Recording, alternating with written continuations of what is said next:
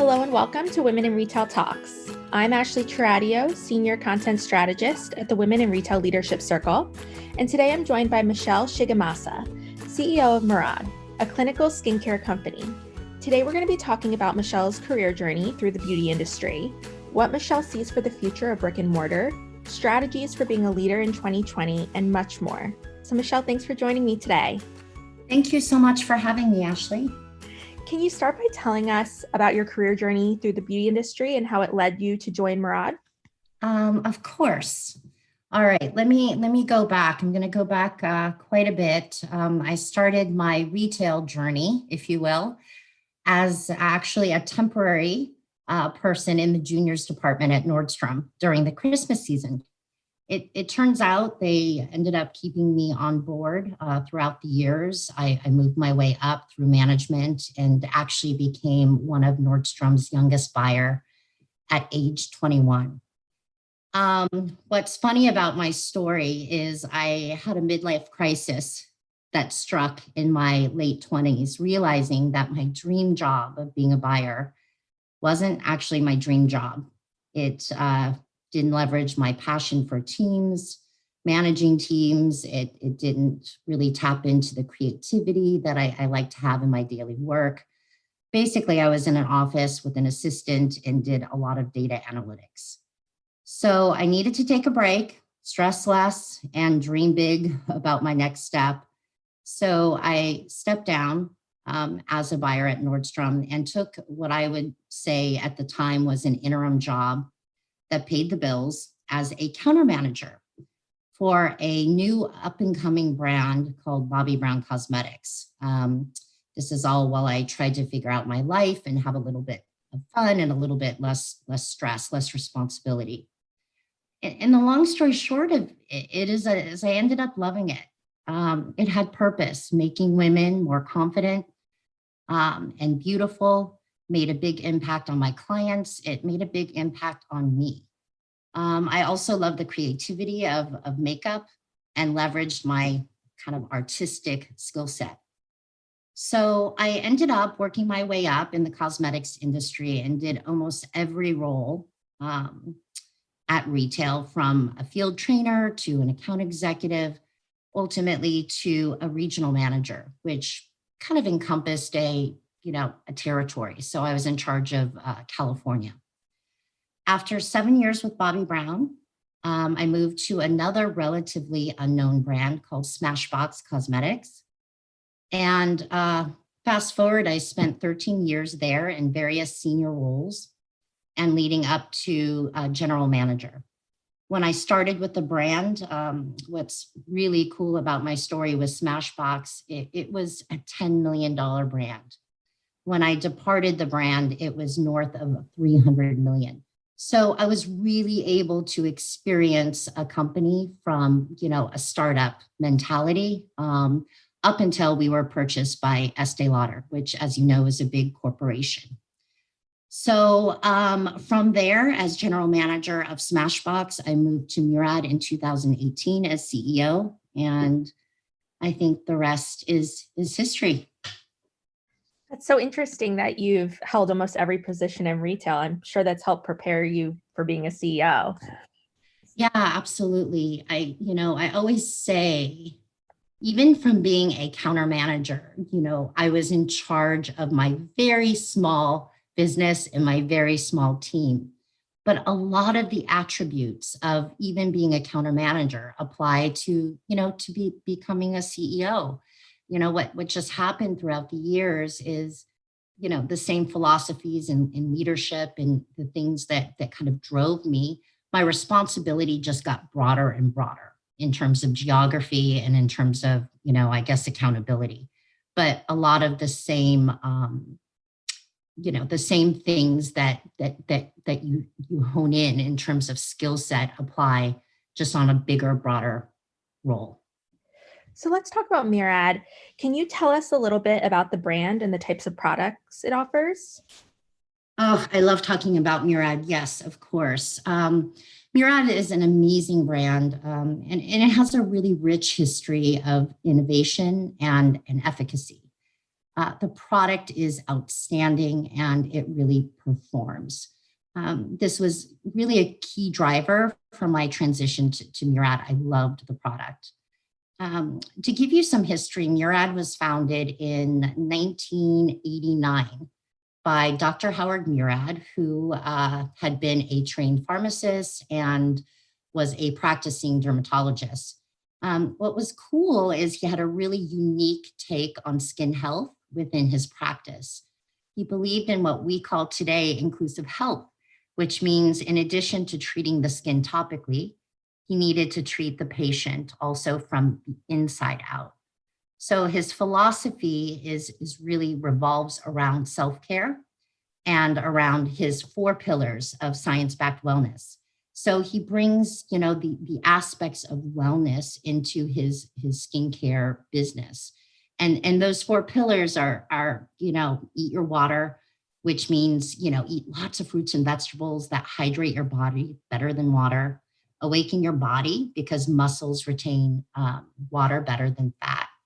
Be kind to your mind. We all know stress wreaks havoc on ourselves, not only on your skin, but your overall health and well-being.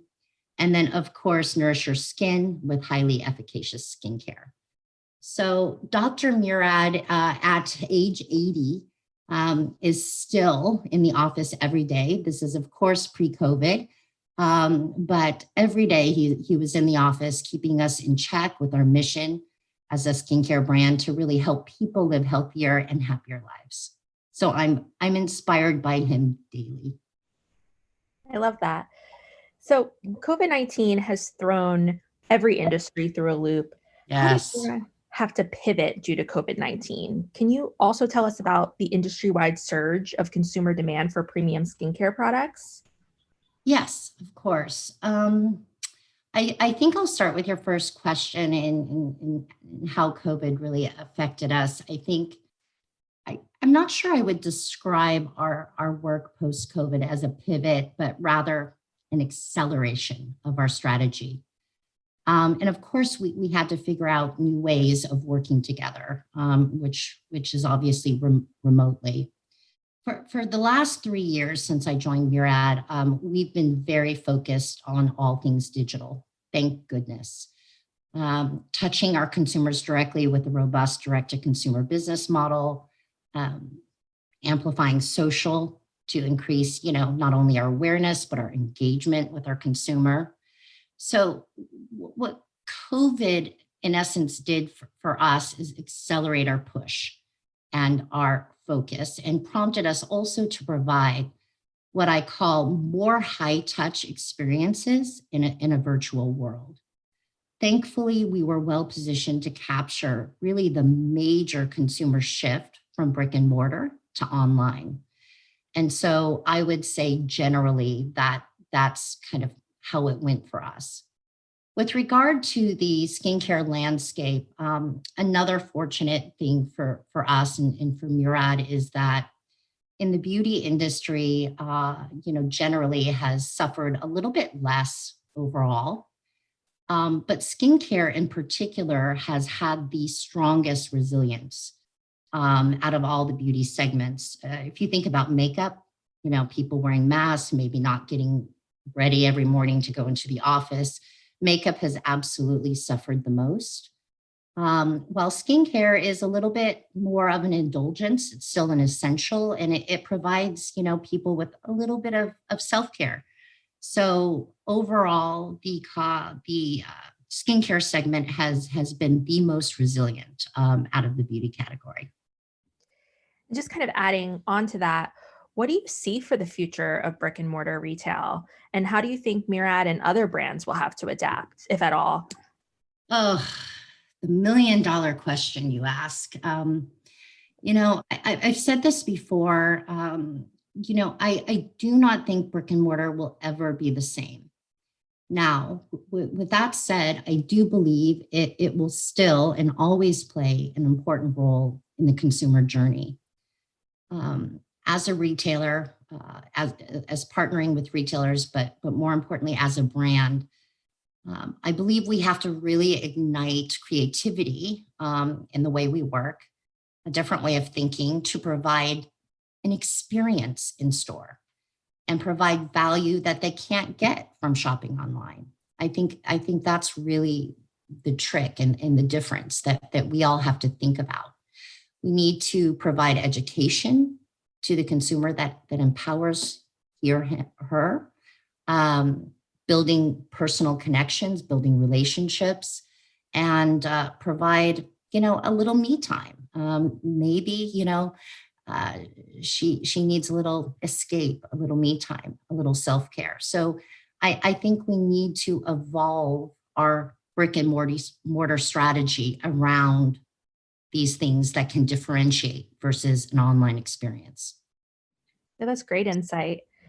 And so obviously being a leader during this time is not easy either. Can you talk about Ugh. strategies you lead your team and keep them motivated throughout this time and even remotivated? You're so right. And I'll touch on that. I think, I think 2020 is, in my 20 plus years in the beauty industry, I've never experienced something like we've experienced in the last 8 months.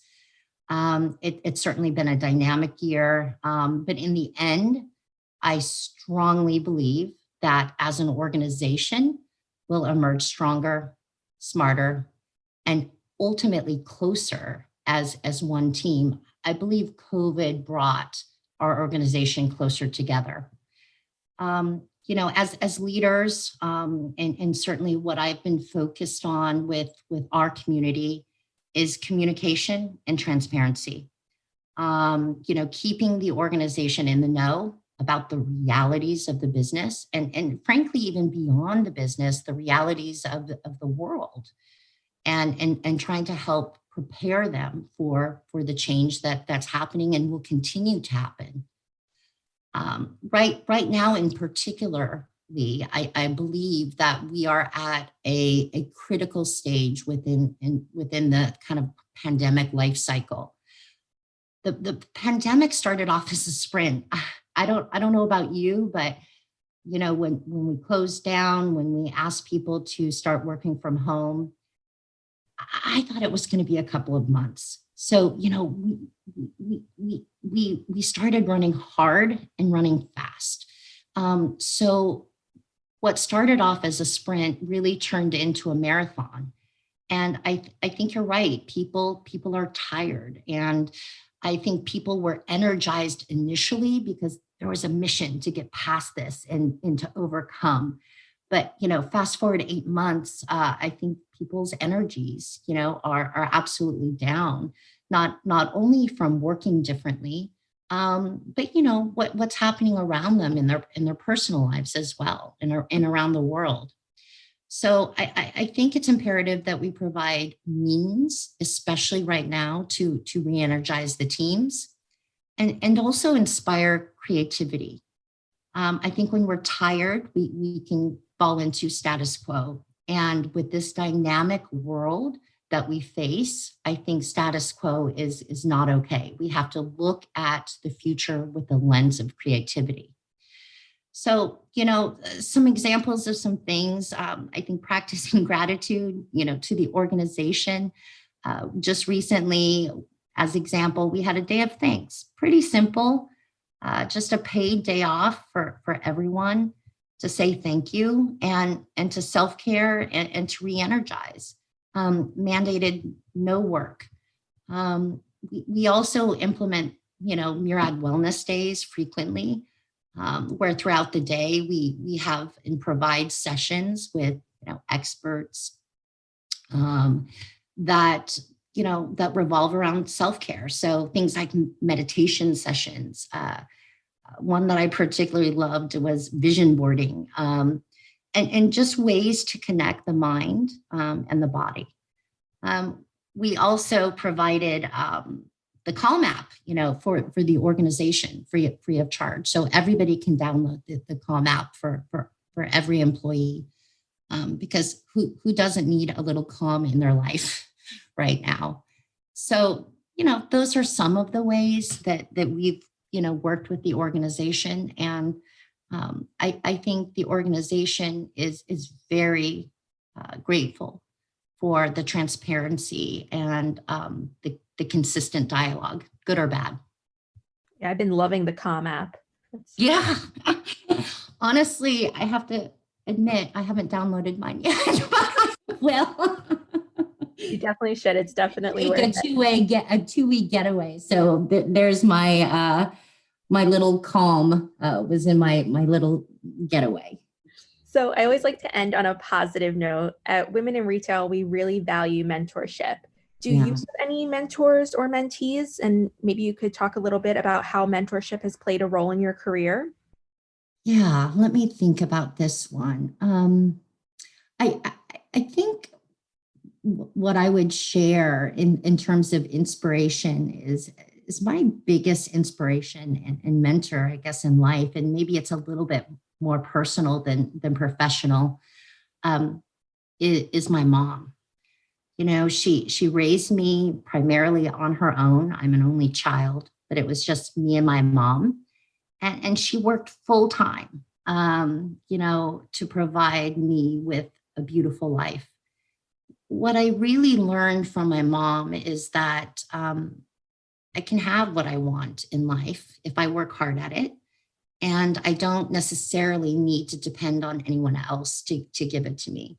And so, when I think about inspiration, when I think about having a mentor, I think the first person that comes to my mind is my mother, and seeing her in that daily, that daily interaction and that work ethic and not stopping and still being okay and doing it on her own. It just meant so much to me. And I think it inspired me to be who I am today. Well, Michelle, thank you so much for joining me and sharing about Murad. Thank you, Ashley. My pleasure. Thanks for listening. For more information on this podcast, please check out our podcast channel page at womeninretail.com for show notes. Women in Retail Talks is available on Apple Podcasts, Google Play, Stitcher, and Spotify. Make sure to subscribe on our podcast channel page as well. If you've enjoyed this episode, please take a few moments to rate and review this podcast. Thanks, and until next time, this has been Women in Retail Talks.